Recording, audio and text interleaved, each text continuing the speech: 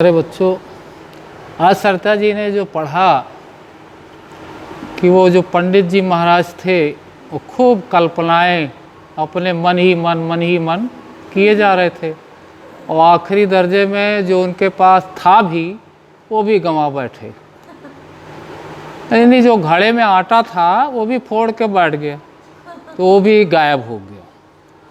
तो ये देखिए, किताब जो है बच्चा, जैसे मैं कहता हूँ कि हर बच्चा एक खास, जब इसको अभी तो आपकी जो अपनी किताबें हैं उनको पढ़ना ज़रूरी है, जब समय मिले तो इसको भी थोड़ा बहुत पढ़ लिया करें। तो देखो बेटा, सारी चीज़ें जो आप सोचते हैं उसके बारे में दृढ़ निश्चय करना होगा कि मुझको ये चीज़ करना ही करना है। दृढ़ निश्चय जब करेंगे तब उसमें आपको सफलता मिलेगी। संकल्प। और देखिए, मैं अपना एक छोटा सा अनुभव बताता हूँ कि मैं जब छोटा सा था तो कभी किसी के कार में अगर बैठने को मिल जाता तो मैं सोचता कि साला इस कार में क्या मैं कभी ले सकता हूँ क्या इसको, मतलब ऐसी सोच पैदा होती थी और जबकि बहुत अच्छा लगता था उस कार में बैठने पे, नहीं ले सकता। देखिए, मन कैसे कहता, फिर आत्मा कहता कुछ भी कर सकते हैं, ईश्वर जो है कुछ भी कर सकता है। तो उसके बाद ऐसे मन में कल्पना होती, फिर ऐसे होता कि मकान बना लेंगे।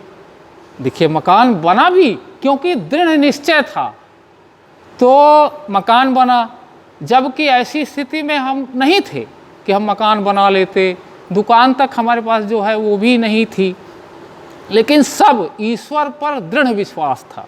जैसे आज सरता जी ने अभी आपने अपने इष्ट लिखवाए, तो सरता जी क्या मैं ये कहूँगा कि अभी कह रही थी कि जल्दी बताओ अपने अपने इष्ट, तो जल्दी नहीं बताना बेटा, बहुत सोच समझ कर, जैसे शादी विवाह करते हैं ना, तो बहुत सोच के वहाँ जाते हैं, जहाँ पर मन बैठ जाता वहीं हम शादी विवाह करते हैं।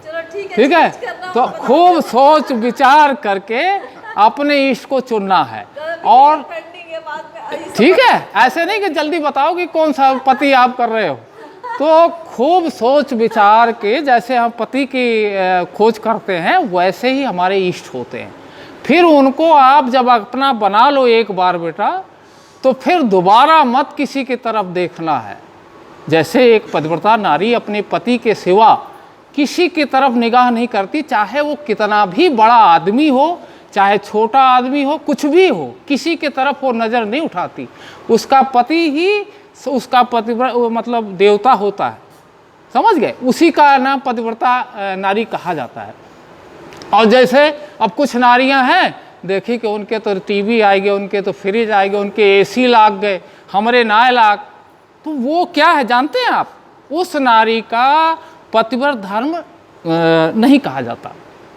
क्यों? क्योंकि जो कुछ उस पति से उसको प्राप्त होता है उसी में वो सुख को महसूस करती है और अनुभूत करती है।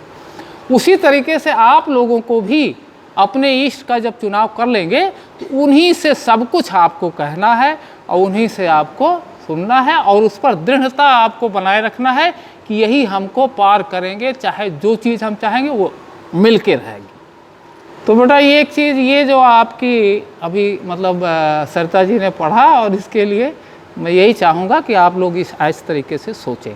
और दूसरी चीज़ मैं ये देखता हूँ कि सरता जी ज़्यादातर फोकस करती है ये क्या कहते हैं मोबाइल से इसका फ़ोटो खींचना और ये सब।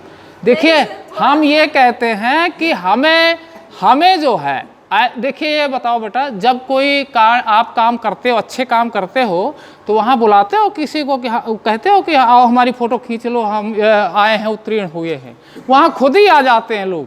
आप ऐसा कुछ करो कि लोग आकर के आपकी खुद तस्वीर खींचे, ऐसा कुछ करने के बारे में सोचो, तो जब वो खुद आएंगे वहाँ से ना, हमें किसी चीज़ की खींचने की ज़रूरत नहीं पड़ेगी।